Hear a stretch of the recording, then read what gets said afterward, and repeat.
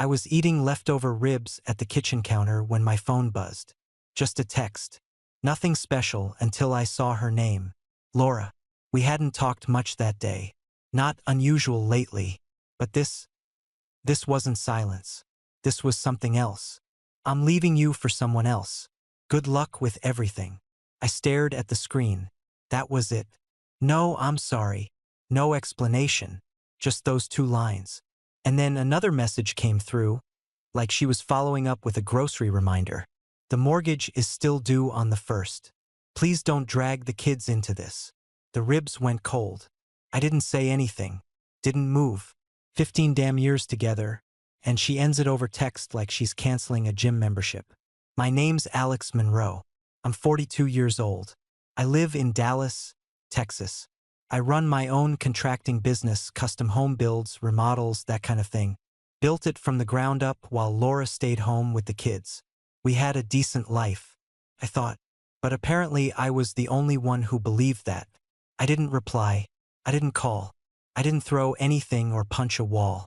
I just stood there with that message glowing in my hand, wondering how the hell I didn't see this coming. Then again, maybe I had. Little things started hitting me all at once. Time she'd been at the gym for 3 hours. The way she'd laugh at her phone, then flip its screen down when I walked into the room.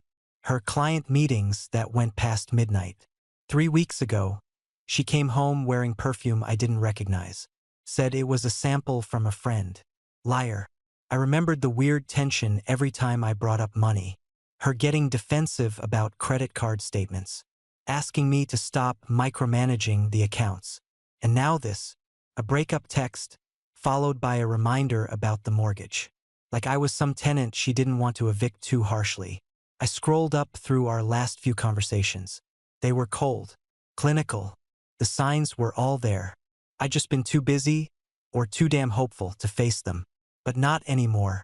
I locked my phone and placed it face down on the counter. Took a deep breath. No tears.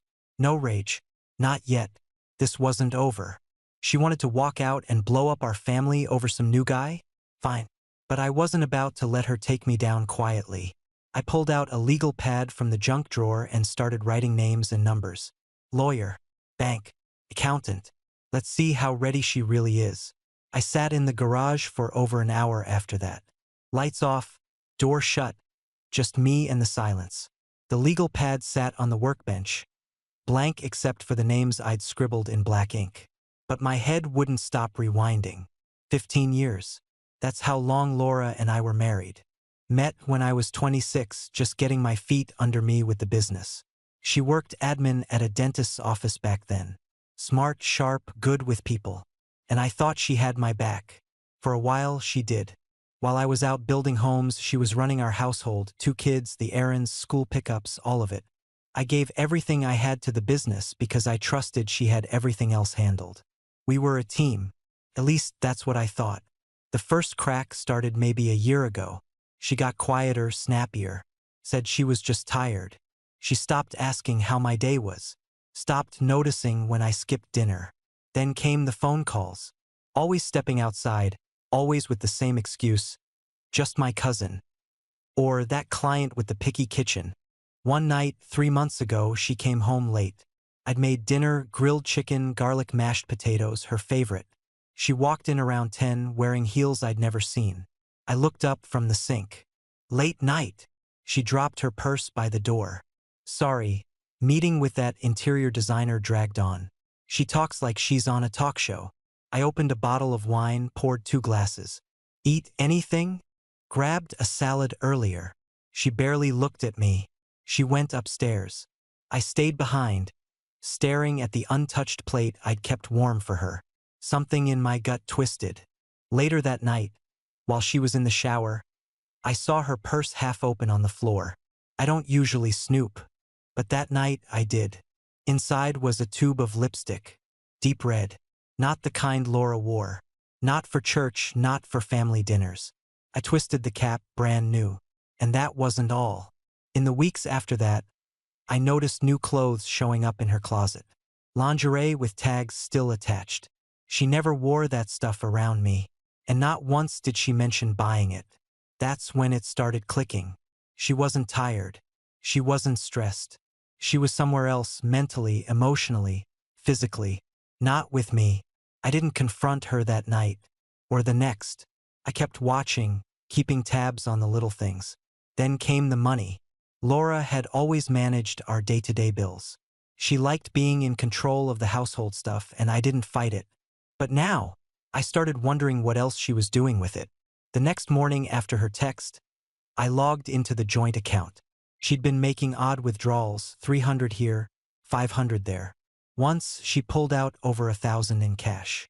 I never saw where it went. Not a single receipt. I pulled up our credit card statement. Designer shoes from a store in Highland Park.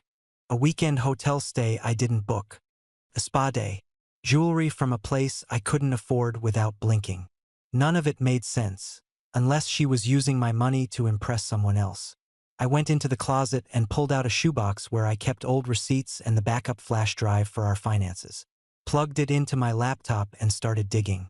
The more I saw, the clearer it got. She was getting ready to leave way before that text ever showed up. This wasn't just a midlife crisis. This was an exit strategy. And I'd been too busy building our life to notice she'd already started tearing it down. I wasn't about to sit in the wreckage and feel sorry for myself. I clicked open a spreadsheet. Labeled a new folder, Laura Separation. Time to turn the lights on. I backed up everything, bank statements, credit card records, even screenshots of her little shopping sprees. Put it all in a password-protected folder on my laptop, saved a copy on a flash drive, and locked it in the gun safe. Then I called Greg Hastings, my attorney. We'd known each other for 10 years. He helped me incorporate Monroe Contracting when I finally got big enough to need payroll and real liability coverage. When he picked up, I didn't waste time. Greg, it started. He paused. She finally pulled the trigger? Texted me last night. Says she's leaving. Someone else. All right, he said. Let's talk assets. We had this conversation once, back when I landed the Oak Hill development contract. I asked Greg how to structure things in case something ever blew up at home. Not because I expected it, just because I'd been around long enough to know things fall apart. People lie. Judges don't care about fairness when it comes to divorce. They care about paperwork. So I'd listened. My business was in an LLC with a separate business account, under my name only. I'd never commingled our personal finances with it, not even once. No payments to her name, no joint liability. She didn't even have access to the books. I followed up with the bank that afternoon and opened a new checking and savings account in just my name. Transferred every penny out of our joint account, down to the last dollar, and moved my direct deposit from payroll. I left the joint account open with a zero balance. Let her stare at it. Next, I called the mortgage lender. House was in my name too. That was Greg's idea from the start. Said it would simplify asset division if things ever went sideways. Well, here we were. I filed a temporary financial protection order through Greg's office. Nothing final, just enough to freeze any big withdrawals or loan attempts until a judge could review the situation. That night, I poured myself a glass of whiskey and sat in the living room. Same room where we used to watch movies, where she used to fall asleep on the couch with her head on my chest. Now it felt like I was sitting in someone else's house. Phone rang around 10:30. Laura. I didn't answer. A minute later, voicemail. Alex, what the hell is going on? I just tried to pay the car note and the account's frozen. I need access to that money. I have things I need to handle. Please don't be an asshole right now. Just call me back. She sounded rushed. Nervous. Good. Another message came through. You really think this is gonna stop me? I have rights too, Alex. Don't make this worse than it already is. I leaned back in the recliner and let it play out. I wasn't being cruel. I was being smart.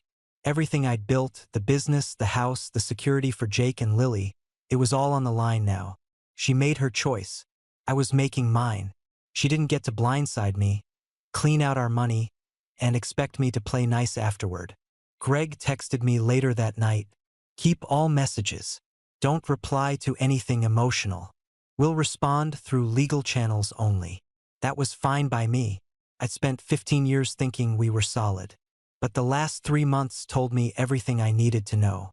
She was done long before she hit send on that breakup text. This wasn't about heartbreak anymore. This was about survival. And if she thought she could just disappear into some new man's arms while leaving me to foot the bills and manage the fallout, she didn't know me at all. Let her panic. Let her scramble. I'd already locked the doors behind her. The next day, I pulled up to the soccer field just before 5. Jake was already waiting by the curb, cleats slung over his shoulder, hair sweaty, face tense. He opened the truck door and climbed in without saying a word. We'd barely made it 2 blocks before he asked, "Where's Mom?" I kept my eyes on the road. "She's not home right now." She didn't answer my texts. I nodded but said nothing. My grip on the steering wheel tightened. We hit a red light. He looked over at me. "Is she okay?" "She's fine," I said. "But there's something we need to talk about. Let's wait until we get home." He didn't push after that. Just stared out the window the whole ride back. When we walked into the house, I told him to drop his stuff and come into the kitchen. He sat across from me at the table, arms crossed. His face was flushed, part sweat, part something else. I poured him a glass of water. He didn't touch it. "She left, didn't she?" he said, eyes locked on mine. I nodded slowly. "Yeah, she did." "For how long?" "I don't know." "Where is she?" I swallowed hard. "She's with someone else." His eyebrows shot up. "Like a friend?" "No. Like she's seeing someone." "She's not coming back, Jake." He leaned back in his chair like I just hit him. "Are you serious?" I nodded. "I wish I wasn't." He was quiet for a few seconds. Then he kicked the table leg. "She didn't even say anything." "What the hell?" I let him vent. He deserved to. "She didn't tell me anything. I'm not 5, Dad. She just disappeared like we don't matter." "I know. You knew? Didn't you?" "I didn't know for sure until 2 nights ago." "But you suspected something." I hesitated. "Yeah. And you didn't tell me?" "I was trying to protect you and Lily. I didn't want to say anything until I had the facts." He shook his head and looked away. "She's been acting weird for months. I thought it was just work or something. But it was him." "Yeah, I think it was him all along." He pushed his chair back hard and stood up, pacing the kitchen. "Unbelievable. Just unbelievable. She didn't even care enough to talk to us. She made her choice, Jake. But we're still here. You, me, your sister. That hasn't changed." He stopped and looked right at me. "Are we okay? Like money-wise? Are we gonna lose the house or something?" "No. I've already handled it. The house is in my name, the business is protected, and I locked down the accounts." He let out a breath and sat back down. "So what now?" "Now we focus on us. You, me, Lily." She walked away, but we're not falling apart. "I need you with me on this." He nodded. "I am. Just don't keep stuff from me anymore." "I won't." "And what about Lily? What do we tell her?" "I'll talk to her. She's younger. It'll hit her different. But she deserves the truth, just like you." He stared at the table for a while, then said, "I'm not mad at you. I'm mad at her. For being a coward." "You're allowed to be mad." He looked back up at me. "If she tries to come back, you're not gonna let her, right?" I met his eyes. "No, I'm not." He nodded slowly. "Good." Then he stood up, walked over, and hugged me without saying anything else. I hadn't expected that, but I needed it. We had a long road ahead, but I knew right then I wasn't doing this alone. Jake went upstairs after we talked, quiet but steady. I stayed in the kitchen and just sat there, listening to the hum of the fridge and the occasional creak in the ceiling as he moved around his room. My phone buzzed. "Laura, I need you to transfer me money. I have rent and bills to pay, and I can't access anything. Don't make this harder than it needs to be. Not even a please." A minute later, "If you don't respond, I'll have no choice but to involve legal counsel. I'm entitled to support and we both know it." I set the phone down, screen up. The same woman who vanished without a word was now playing the victim because her meal ticket got cut off. Jake came back down, holding a bag of chips. Saw the phone on the table, still lit up. "Is that her?" he asked. "Yeah." He looked over the messages. His eyes narrowed. So now she wants money? She's saying she has bills. Rent. Jake scoffed. She left. She chose this. What? Now she thinks you're still her backup plan. I gave a short nod. She thinks she can still control the situation. He stared at the phone for another second. Don't send her anything. I wasn't planning to. Good. He grabbed his chips and left the room without another word. I took a screenshot of both messages and forwarded them to Greg. I called him 10 minutes later. She's demanding money and threatening legal action if I don't send it, I said. Greg sighed. Text or email? Text. Keep those.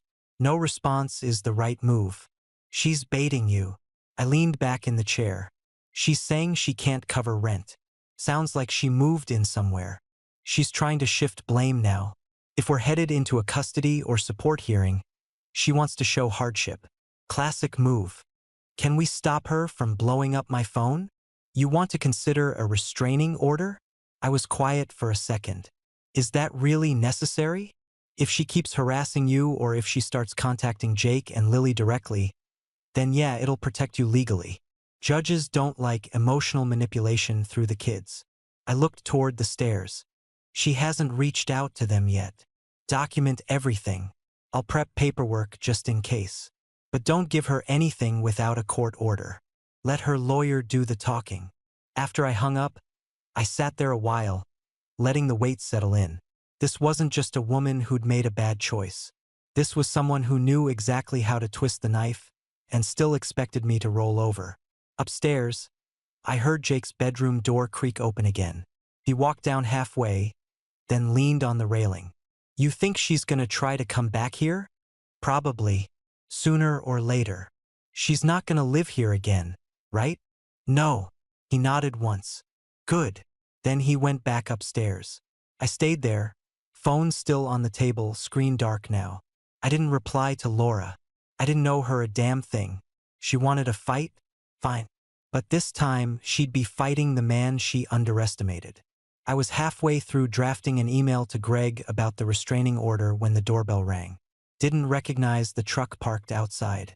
Beat-up Dodge Ram, dent in the rear bumper, Texas plates. I opened the door and saw a man standing there. Late 40s, thick arms, slight limp, dressed in jeans and a weathered work shirt. His face looked familiar, but it took me a second. Alex Monroe? He asked. That's me. He stuck out a hand. Brian Kent. Well, I used to be Laura's husband. Before you. I didn't shake his hand right away, just stared at him. He nodded like he expected the hesitation. Mind if I come in? I don't want anything from you. Just figured it's time someone gave you the full picture. I stepped aside. Let him in. He walked in slow like he'd done this before. Took a seat at the kitchen table. Same chair Jake had sat in when I told him the truth. I sat across from him, still trying to size him up. So, why now? He pulled a folder from inside his jacket. Because I've been through it. All of it. And if she's doing to you what she did to me, then you're about to walk through hell. He slid the folder toward me. I opened it. Inside were court records, bank statements, police reports. Jesus, I muttered. Yeah, he said. She drained our accounts, maxed out our credit cards, took out a home equity loan in my name while I was working nights. I didn't find out until the bank came after the house.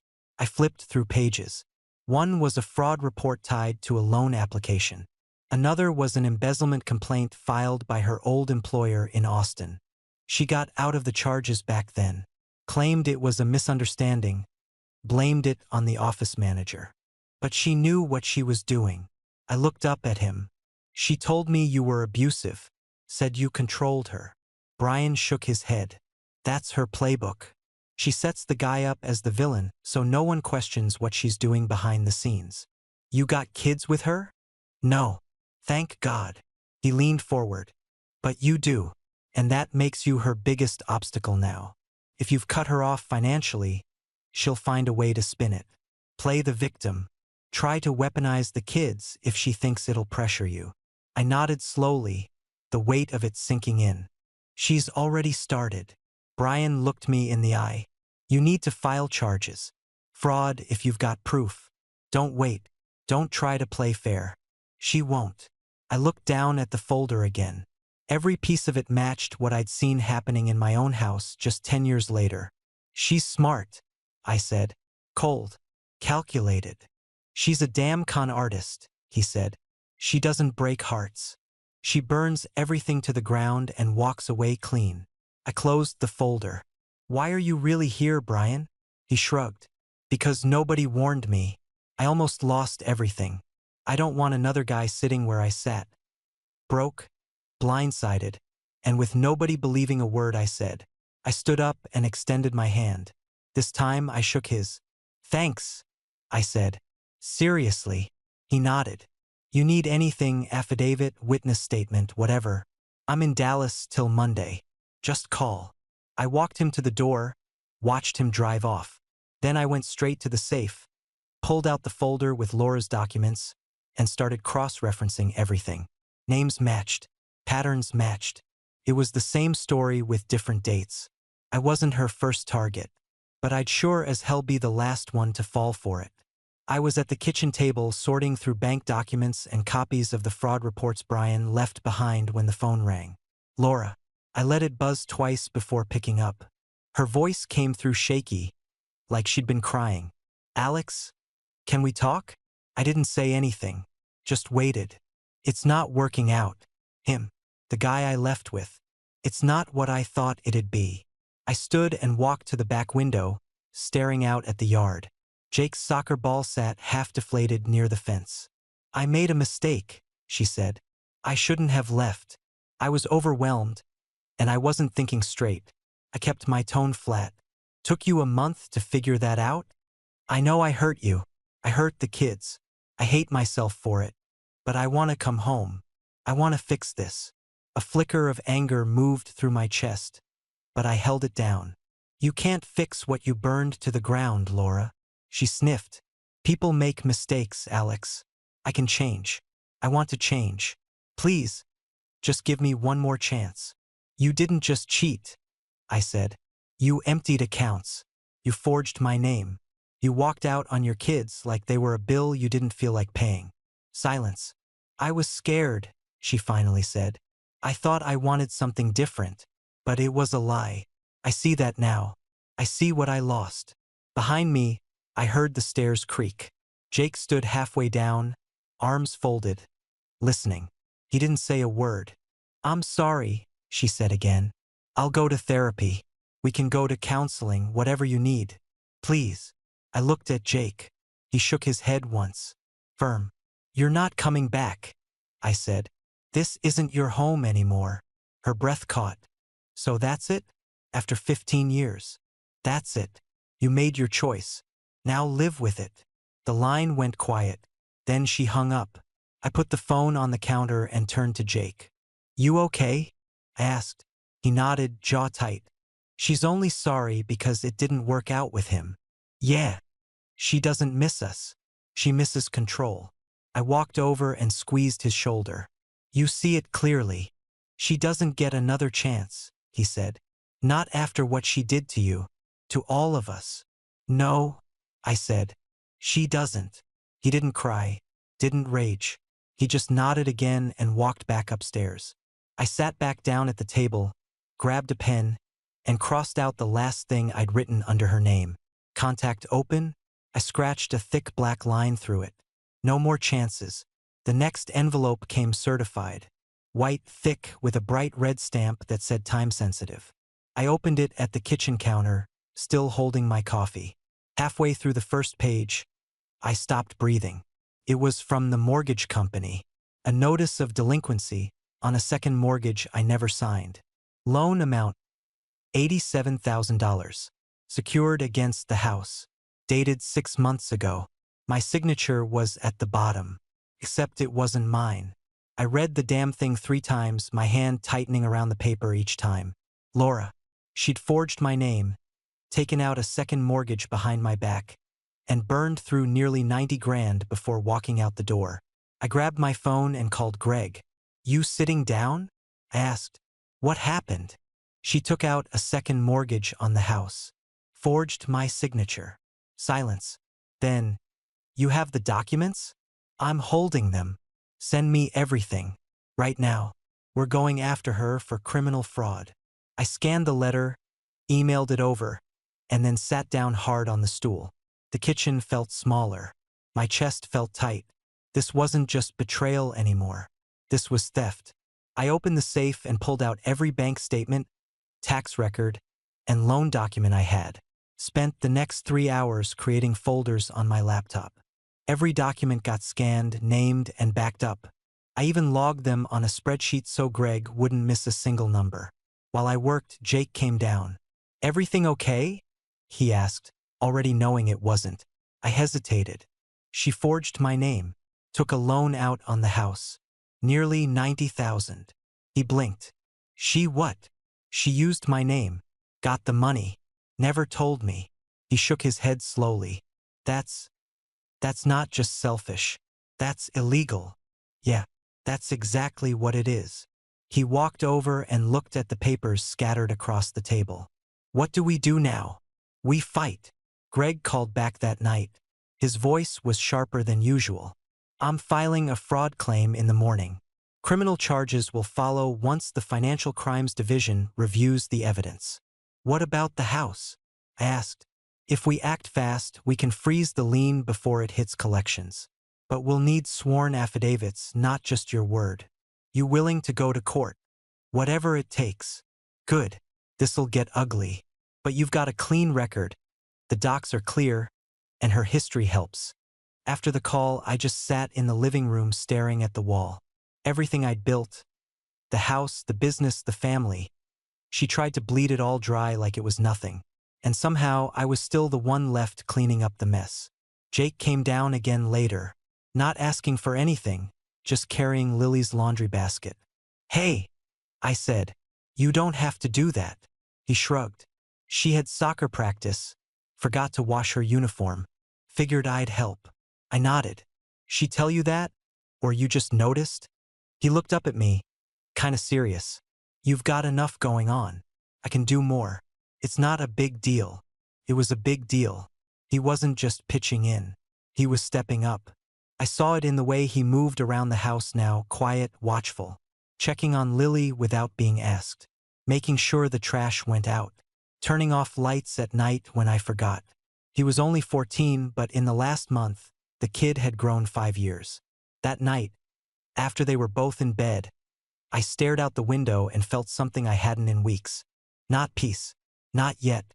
But control. She'd thrown every kind of chaos she could at us. Lies, manipulation, financial wreckage. But we were still here. We were still standing. And this time, she was going to answer for every last bit of it.